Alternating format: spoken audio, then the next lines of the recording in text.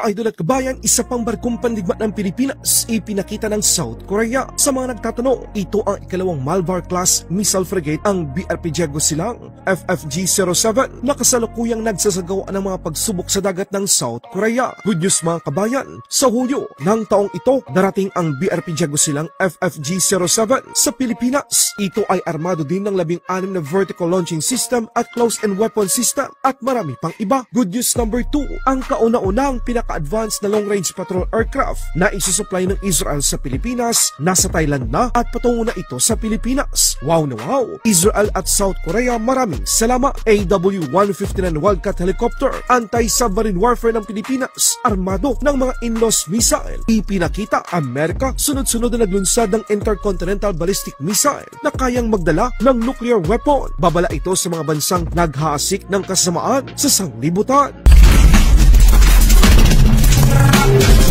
Isa pang malakas na barko ng Pilipinas ang nakita ng open source na ito ay nagsasagawa ng sea trials o mga pagsubok sa dagat. Ang ikalawang Malvar-class frigate ng Pilipinas, ang BRP Diego Silang FFG-07 guided missile frigate, ay nakitang nagsasagawa ng sea trials sa karagatan ng South Korea. Sa mga nagtatanong, ito ay kaparehas ng BRP Miguel Malvar FFG-06 na kamakailan lamang ay kinumisyon ng Philippine Navy na dinaluhan ni Pangulong Bongbong Marcos Jr. Armado din ito ng mga vertical launching system, main gun, close-end weapon system at marami pang iba. Ito ay inaasang darating sa bansa ngayong buwan ng Hulyo ng taong 2025. Ibang klase talaga gumawa ng barkong pandigma itong bansang South Korea mga kabayan. Laging ahead sa schedule at pulido pa. Ang mga makabagong warship na ito ng Philippine Navy ay simbolo ng kahalagahan ng Armed Forces of the Philippines modernization program upang mapalakas ang seguridad at depensa ng Pilipinas.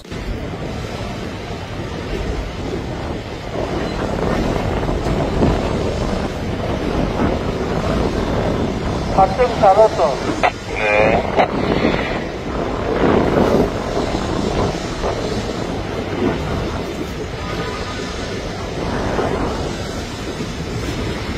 양면 정지. 현전지.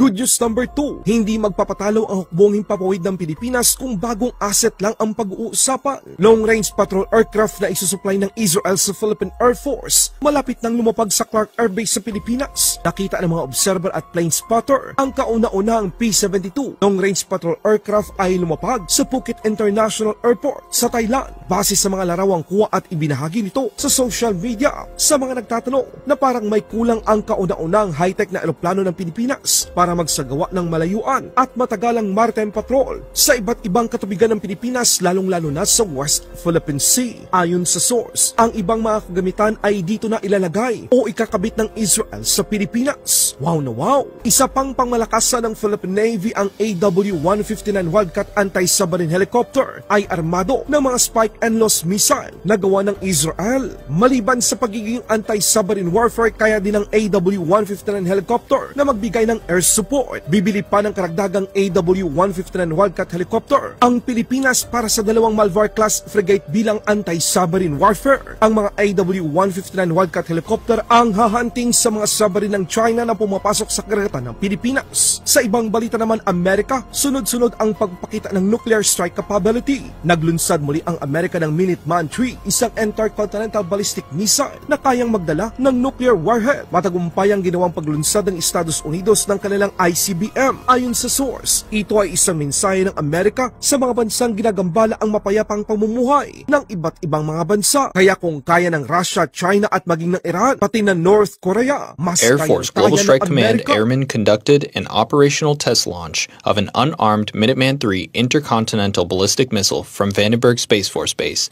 May 21st, to demonstrate the readiness of the U.S. nuclear forces and provide confidence in the lethality and effectiveness of the nation's nuclear deterrent. Today's test launch used a randomly selected intercontinental ballistic missile pulled from Malmstrom Air Force Base, Montana. The ICBM was equipped with a single Mark 21 high-fidelity re-entry vehicle and traveled approximately 4,200 miles at a speed of more than 15,000 miles per hour to a test range near the Kwajalein Atoll in the Marshall Islands. The ICBM Test and Evaluation Program helps validate the reliability of the nuclear umbrella our allies and partners rely on, eliminating the need to obtain their own nuclear weapons to counter potential adversaries. The 55-year-old Minuteman III is based in Colorado, Montana, Nebraska, North Dakota, and Wyoming, and will be replaced by the LGM-35A Sentinel. Reporting from Vandenberg Space Force Base, I'm Staff Sergeant Joshua Leroy. Laban Pinas.